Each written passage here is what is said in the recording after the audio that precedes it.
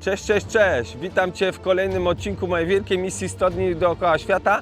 A dzisiaj pokażę Ci, jak dotarłem w to piękne miejsce, czyli najdłuższa plaża w Panamie. Nie ma co przedłużać, bo działo się. Lecimy kręcić przygodę.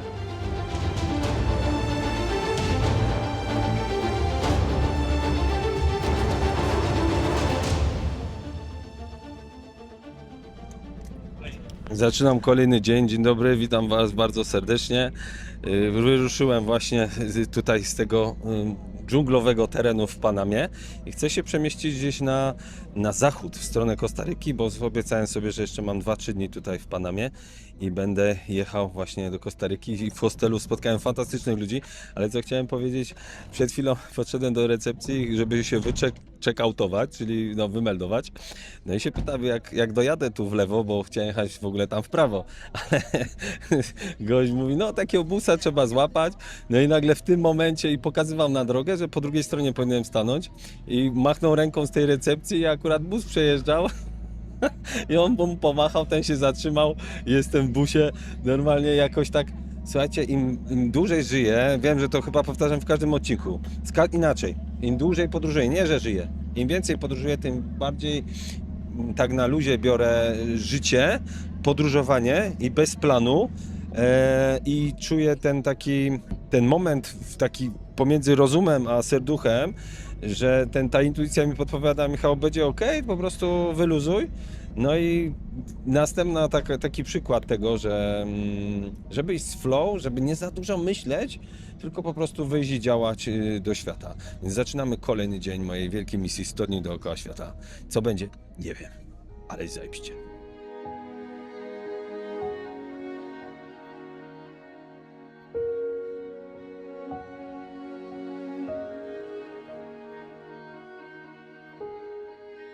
Dojechałem kawałek tym busikiem tutaj do głównej ulicy. Tu jest autostrada numer 1, która biegnie aż do Kostaryki. Dzisiaj postaram się przejechać około 300 km. Nie będzie łatwo, bo 6 godzin.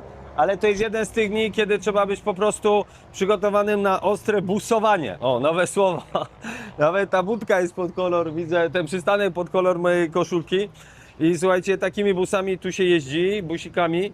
A ten chłopak tutaj zapytał mnie po prostu, gdzie jadę i on jakby wyłapuje busy do tej lokacji, do której się chce, bo to nie jest takie hop siup dzisiaj, że ja chcę jechać z Krakowa do Warszawy, tylko po prostu do jednej wioski po drodze San Felix i stamtąd jeszcze będę łapał jakiś autostop albo lokalną taksówkę, albo cokolwiek, diligence, albo dojdę nawet, bo jest 15 km to trochę dużo, ale chyba 12 do najdłuższej plaży w Panamie. Tam dzisiaj zmierzam. I czekam na busa, więc dzisiaj dzień busowy. Smacznej kawusi.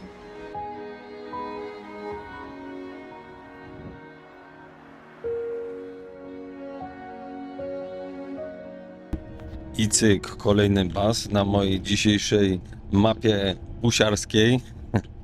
Nie jest to łatwe takie podróżowanie, powiem Wam, ale jestem przyzwyczajony, bo na pewno będzie to składało się z wielu etapów. Teraz jadę do jakiegoś miasta Santiago, coś tam, ale śledzę na mapie, więc to jest ten plus, że na pewno nie przejadę. No i stamtąd kolejny pewnie w stronę miejscowości David, co już jest bardzo blisko do Kostaryki. Update taki, dzisiaj mam do przejechania 300 km. Ciśniemy.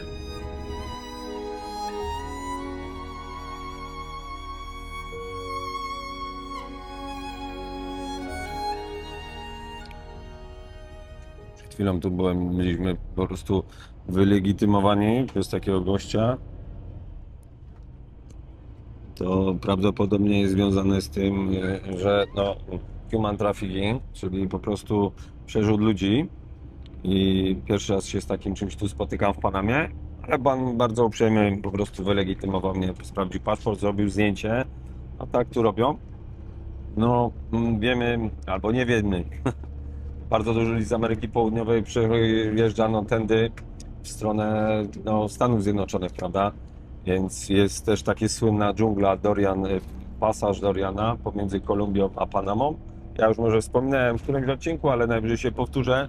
I tamtędy się idzie ponad 100 km taką bardzo gęstą dżunglą, w bardzo ciężkim terenie. trwa to około 3-4 dni, w zależności jak kto ma wydolność. Tam nie ma żadnej drogi, bo po prostu ze względów takich technicznych nie powstała ta droga, bo dżungla po prostu tak szybko zarasta. Ale gangsterzy to wykorzystują i przemycają ludzi przez granicę. Płaci się tam jakąś odpowiednią stawkę, nie pamiętam, ale chyba coś około $3000. I oni przerzucają tych wszystkich ludzi przez granicę w stronę następnego kraju, czyli Kostaryki, Nikaragui, Hondurasu, Gwatemali, Meksyku i dopiero Stany. Długa droga, nie? Nie zdążyłem nawet się wysikać ani zjeść na przystanku, kiedy wysiadłem z tego poprzedniego autobusu przy takim dużym hotelu. Spodziewałem się, że będzie jakiś dworzec autobusowy, ale no takie coś, taka prowizorka była. Dobrze, że wysiadłem, bo no, zorientowałem się na mapie, że to jestem już w tym Santiago. No i autobus następny odjeżdżał, gościu mi machał, podleciałem do niego, czy jedzie do miejscowości David, a ja chcę wysiąść trochę przed tym, więc jadę totalnie na głodniaka, bez picia, ale no takie są, że tak powiem, często możliwości podróży, że albo człowiek korzysta i jest progres, no albo trzeba się gdzieś zatrzymać. Tutaj czuję, że no, tam gdzie dotrę, to i zjem, i napiję się i odpocznę, bo zmierzamy na najdłuższą plażę w Panamie, a to jest już mój trzeci bus, który po prostu przeskakuje. Odkąd wyszedłem z hostelu, to po prostu tylko przesiadka trwa moment no i lecimy dalej.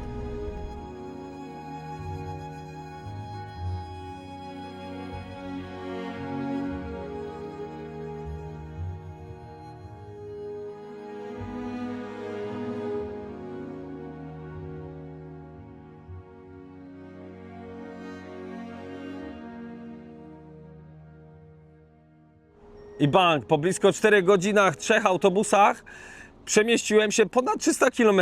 Całkiem nieźle, biorąc pod uwagę, że jest tutaj po drodze taka taktyka policji, że zatrzymują no albo tak losowo, albo są też takie budki specjalne, całe takie pomieszczenia, gdzie ludzi gdzieś przesłuchują.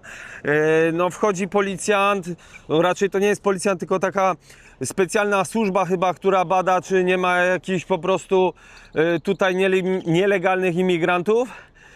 No i sprawdzają dokumenty, robią czasem zdjęcia, czasem nie, ale no dosyć często to było, bo chyba 4 razy na odcinku 200 km był autobus zatrzymywany, ale nie tylko ten, tylko też inne samochody losowo, ale autobusy wszystkie po kolei jak lecą, to właśnie ten dyligence. I gdzieś mam iść w tamtą stronę 10-12 km na plażę, ale najpierw muszę coś zjeść. Jesteśmy podczas pory deszczowej.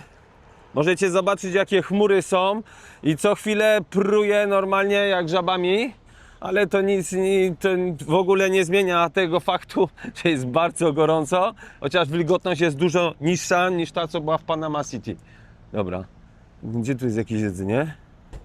Supermarket, ale mi chodzi bardziej o jakieś jedzenie, restaurację. O, tam coś jest. Restauracji tu nie ma, na pewno będzie w stronę tej plaży, bo widziałem po drodze tam kilka punktów. Ale chwyciłem jakąś bułkę, coś do picia i 3 złote, więc quick fix tak zwany. Jak zwykle omijam obiad, później coś mocniejszego przegryzę. Powoli poznaję tą całą Panamę, jak tutaj w ogóle jeżdżą. Taki trochę miks, powiem wam, Afryki z Peru. To cała słynna Panamericana, czyli autostrada łącząca Alaskę aż z końcem Argentyny, czyli droga biegnąca przez 2 kontynenty, ale jakoś nie jest specjalnie moim zdaniem taka uczęszczana, prawda? Nie ma jakiegoś dużego tutaj ruchu, a tam bije żabami chyba ostro. No. Będzie dzisiaj chyba challenge, jeśli chodzi o spanie. Spróbuję złapać jakiegoś stopa, nie wiem, czy mi się to uda. Zawsze mogę później złapać taryfę, ale na razie idą same taryfy i prywatni busiarze. No droga nie jest jakaś super tutaj uczęszczana, ale dobrze mówiłem, że 12 km, chociaż na Google pokazuje prawie 14, no to bym szedł 3 godziny. Wystałem się godzinę i nikt mnie nie chciał wziąć, ani policja, ani nikt, ale tu chyba wbiłem do kogoś do chaty. Bo tędy nie przejdę, a tam jest morze już, ocean. Ale tu jest chyba Nie tędy droga. Muszę zawrócić. No i tak czy siak wziąłem po prostu taryfę. Kosztowało to 5 dolców, ale czas zaoszczędzony, bo powiem wam, jak ja też tutaj pracuję, w jakim trybie. Przed chwilą z ziomkiem pisałem, że życzyłbym sobie, żebym pracował jeden dzień kręcił, miał cały dzień, noc przespaną przed, noc przespaną po i na drugi dzień logistyka, opracowania i tak dalej, i tak dalej. No ale są takie dni, tak jak dzisiaj, że wstałem z hostelu wyszedłem, przepraszam. Widzicie, jest trochę zmęczenia, jest ekscytacja, ale to właśnie odpoczynek jest kluczem. Jest 15, mam 3 godziny do zachodu. Chcę tu jeszcze nakręcić jakiś odcinek, coś pogadać, coś się pobujać. Tylko nie wiem, gdzie tu jest w ogóle przejście. Burek, gdzie tu jest przejście? Tam? A. No i rozłożyć się prawdopodobnie na plaży. Zobaczę, czy to jest w ogóle tu legalne, czy to jest ok, w miarę bezpieczne. Plaża jest najdłuższą plażą, tutaj taką prostą, w całej Panamie. Ma 13 km długości. Jest pora deszczowa, więc nie widzę, jakby to powiedzieć, możliwości. A tu jest jakieś przejście, dobra, ok. Najpierw trzeba dotknąć oceanu.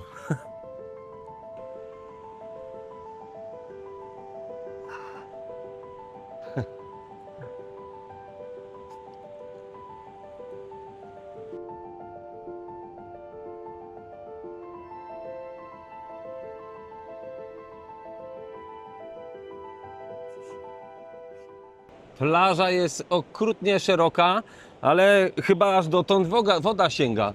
Więc jeżeli będę się rozkładał, to tylko blisko gdzieś drzew, ale kawał drogi, no, ze 200 metrów spokojnie do wody, może i więcej. Jest tu parę ludzi, ale fajny obrazek.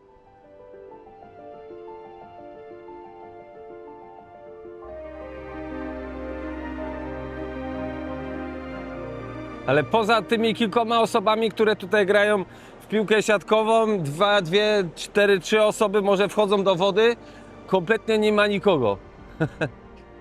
Zaraz, jakby nie było nikogo, to by nie było tych ludzi. No, tak czy siak, bardzo mało, ależ jest to ogrom, no. Warto było tu przyjechać po horyzont.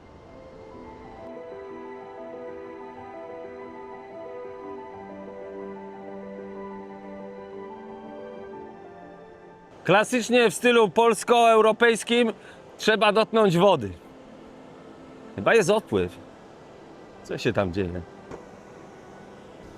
Okej. Sprawdzić. No słona. Słona. A jaka ma być? Woda jak w kranie w Jeliczce.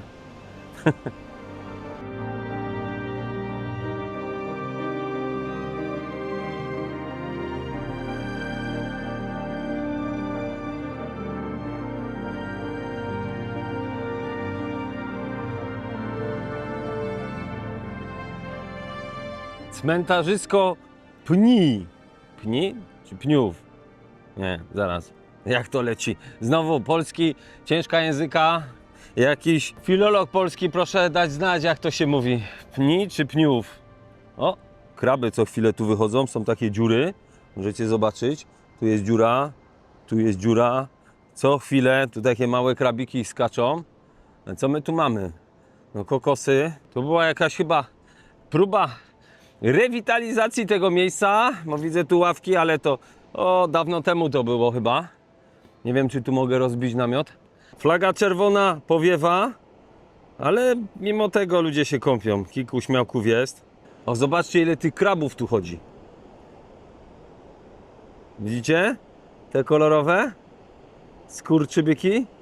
Zaraz może się ruszą, jak ja się ruszę. No, na pewno. Jak pouciekały? O, już nie ma. Tam jest ich dużo. No, córka moja by się bała tego. Boi się krabów. Ale to takie malizny, no co to taka dziurka. To palec tylko wchodzi. Ło, jaka piękna ławeczka. Ktoś tutaj wyrzeźbił w tym konarze. Na pewno, bo to nie jest działanie natury. I sprawdzimy tutaj tą plażę, polatamy trochę dronem. Mam nadzieję, że te ptaszyska, które tutaj krążą trochę nade mną, chociaż teraz się skryły, nie? Tam jest jeszcze jeden skurczybek. No, dryfuje tak. Nie będziemy miał nic przeciwko temu, że polecimy tam, a tam to nie wiem. No to co? Lecimy z tym dronem.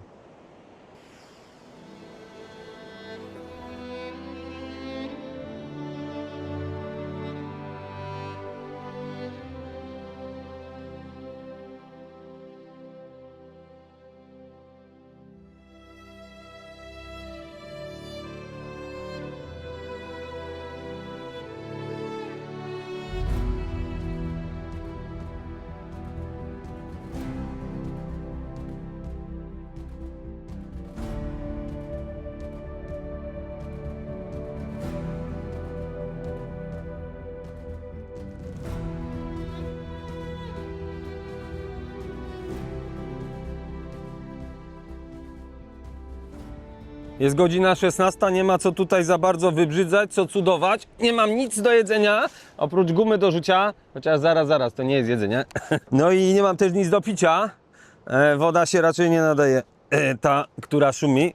Więc cisnę tam, podobno ma być jakaś knajpka otwarta. Mam nadzieję, że w końcu po raz pierwszy przetestuję jakieś panamskie jedzenie. Bo są takie kraje, powiem wam szczerze, jeszcze chwilę postawię torbę, jak już się tak rozgadałem, że po prostu jakby nie ma takiej esencji kuchni. Nie wiem, czy to ja źle trafiam, chociaż no mój żołądek i oczy szybko penetrują dany kraj i znajduję po prostu jakieś lokalne smaki tu i tam, ale niektóre kraje są bardziej ubogie w kuchnię, a drugie są bardziej rozwinięte. No nie muszę tu porównywać, nie wiem, kuchni japońskiej, hinduskiej, tajskiej do jakichś afrykańskich, bez obrazy dla nich, ale no jednak tam nie mają zbytnio aż takiej różnorodności. A tu w Panamie, to powiem wam szczerze, tak jak byłem w tej Panama City, to no bez obrazy, ja tak jakby, no, inaczej, stwierdzam fakty, bardzo otyli ludzie i tyle. To czy to źle, czy to dobrze, no mi się wydaje, że ja jestem gdzieś z jakimś brzuchem, to nie, to jestem chudzina przy niej i to straszna, ale to ma wpływ ten po prostu fast food, który jest tutaj wszędzie po prostu dostępny z każdej strony. Nie byłem jeszcze w Stanach, będę za parę dni, więc zweryfikuję jak to wygląda ze Stanami, ale takie mam poczucie, że no ta influencja Stanów odcisnęła takie piętno, że ci ludzie po prostu podążają tą samą drogą. Już nie mówię tam o jakichś rozwiązaniach, o dolarze, o transporcie, o samochodach, ale po prostu o jedzeniu. No, ogromni ludzie. No to nic, idę popracować nad swoim brzuchem, żeby troszeczkę go zapełnić. Idziemy, chodźcie. Z drogi, kraby, z drogi.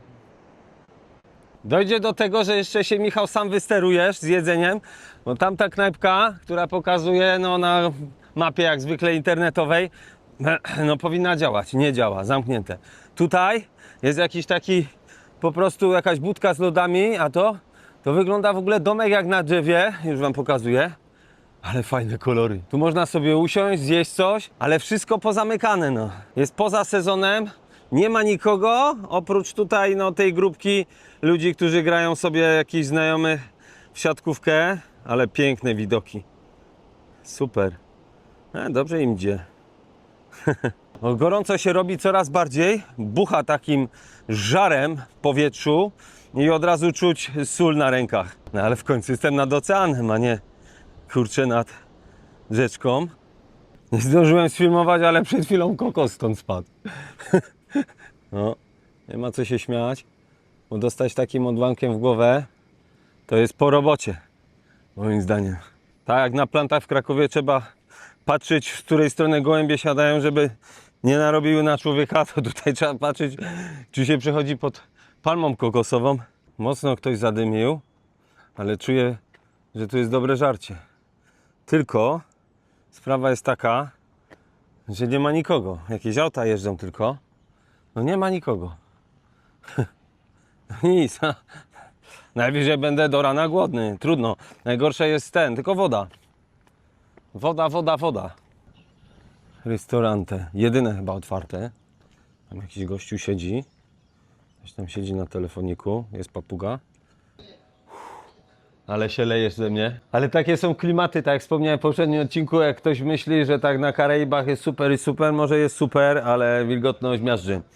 Tutaj ciekawa sprawa, bo w tym barze Jest otwarty w ogóle ten bar, nikogo tu nie ma oprócz tego chłopaka.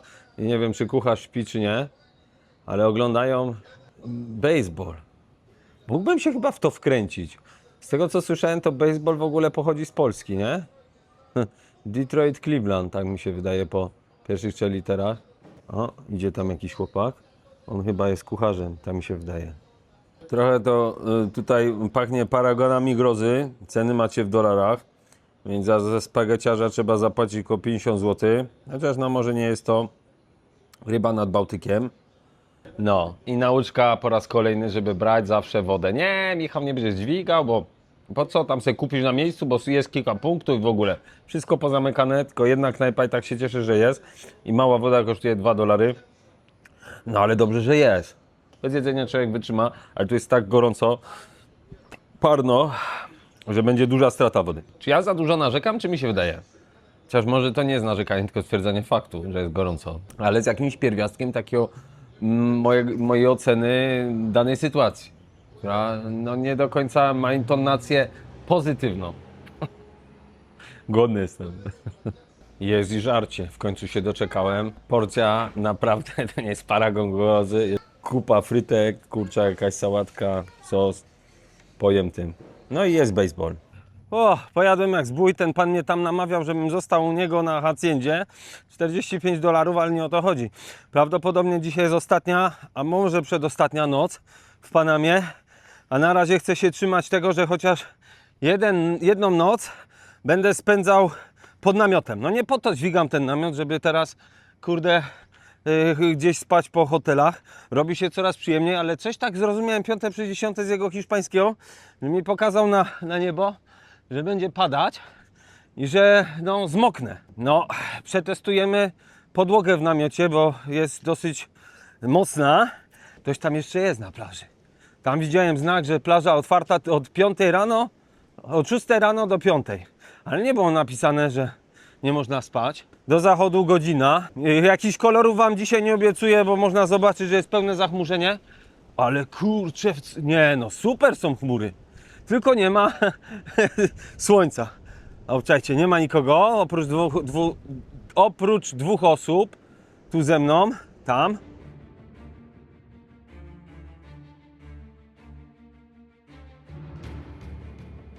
Czas decydować, w którą stronę pójdę. Dzisiaj chyba pójdę za rozumem, w tamtą stronę. Nie wiem czemu, ale zrobimy tak.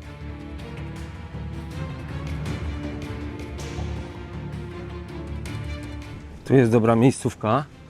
Tu mógłbym się rozłożyć ewentualnie. No słuchajcie, idzie już naprawdę chyba dosyć mocna burza. Im szybciej się rozłożę, tym będzie lepiej. A powiem wam, że miałem trochę cykora. Działa mikrofon? Działa. Miałem cykora, bo przyszły takie mocne chmury. Dalej są mocarne.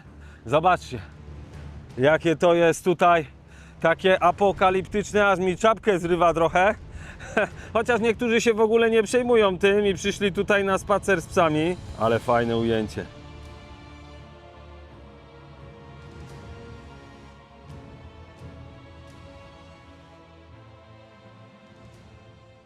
A ja się tu rozbiłem.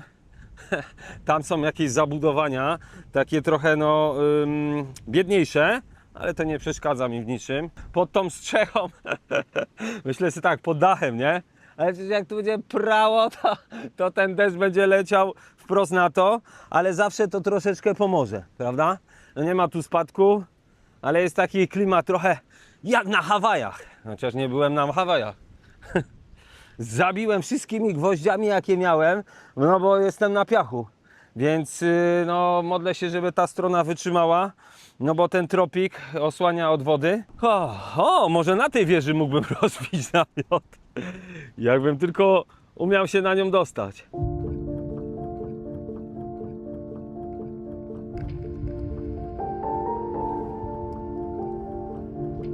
Jak dużo gadam czasem, to w takich chwilach lubię jednak zwolnić.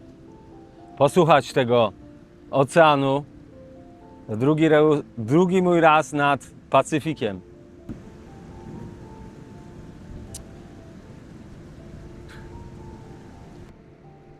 To jest mój chyba taki największy odpoczynek wśród natury. Dzisiaj powiem wam, naszło mnie takie coś, bo jak ktoś mnie śledzi od dłuższego czasu, już nie mówię całe życie, a są takie osoby, to wie, że jestem ciągle w jakimś poszukiwaniu. I tak się zastanawiam, czy ta droga do poszukiwania to jest ta droga, czy jeszcze nie ta droga. Co mi to dało te ostatnie 2,5 roku?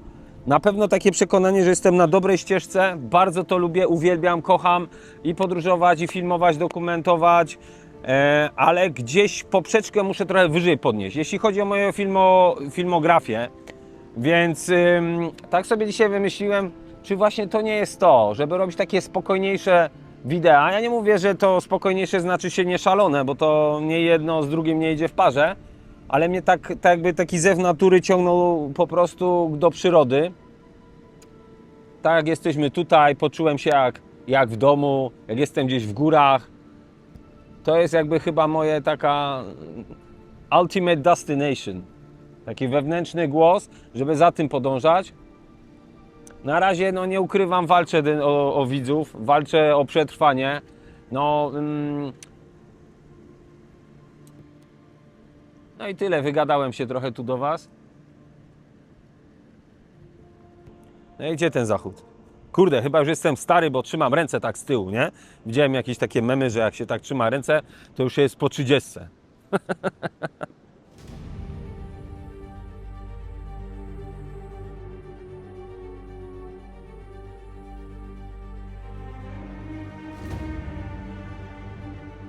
Plaża kompletnie opustoszała.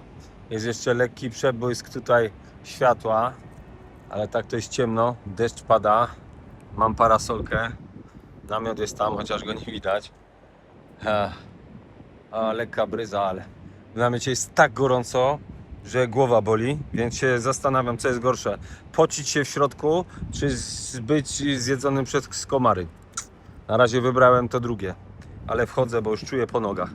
To są tak zwane plusy i minusy, albo minusy dodatnie i minusy ujemne tej całej w ogóle kampanii włóczenia się po świecie z namiotem, ale mnie nogi swędzą, nie potrafię tego skontrolować, tak mnie komary obżarły, ale miałem opcję albo wyjść się przewietrzyć, albo tu się pocić. No, wybrałem teraz tą drugą opcję, czyli po prostu no, w tym siedzenie, w tym ukropie, nie ma tu wiaterku nic, deszcz pada, szum fal słychać i no, jakiś tam wiatr jest, ale między tylko palmami tu nic nie podwiewa, może i dobrze, bo by zerwało. Nie wiem, trzeba się dostosować. To są takie momenty, kiedy człowiek jest naprawdę w niekomfortowej sytuacji, bo sobie przypomina, jak to fajnie jest wziąć ciepły prysznic, zjeść coś w domu, nie mieć takiego ukropu albo zimna, to w zależności w jakich warunkach jesteśmy pod tym namiotem, ale chyba wolę, jak jest zimniej, niż jak jest cieplej. Nie przestaje się drapać przez te diabelskie komary. No i ogólnie jest człowiek taki ulepiony. Nie ma wody, znaczy wodę mam do picia. To nie jest koniec świata, nie takie warunki, ale to tylko taka namiastka dla tych osób, które się pytały, jak ja to sobie tak radzę.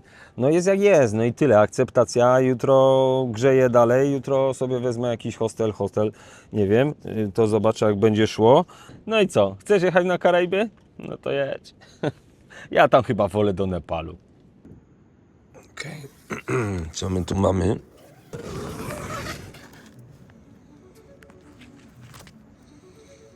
No pięknie.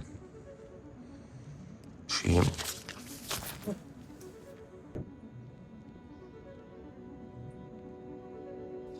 Dzień dobry, witam serdecznie. Powiem Wam tak. Dla tego widoku warto było. Co tam, kogut? Halo, wstałem. Spokojnie. I nie ma nikogo, zresztą pokażę Wam. Coś pięknego. Oczywiście wysłałem do kilku znajomych wideo na koniec dnia. No nie było zachodu oczywiście, no fajnie by było, ale pierwsze co to skomentowali. Nie świeci słońce.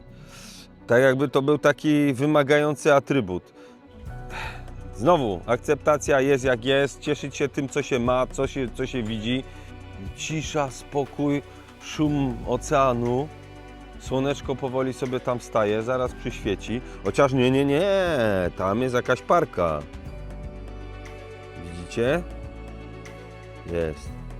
Ja słyszałem, że tu w Panamie to jest częste to, że psy podążają za turystami nawet na góry. No ale słuchajcie, ja mam robotę do zrobienia, muszę namiot złożyć i lecimy. No. Chcecie, to chodźcie ze mną, tylko za chwilę. No. No to tyle tutaj z tej panamskiej najdłuższej plaży. Komentarz, like, proszę zrób coś dla mnie poza oglądaniem, bo inaczej algorytm nie będzie dalej pod kołdrą trzymał. Dzięki, cześć.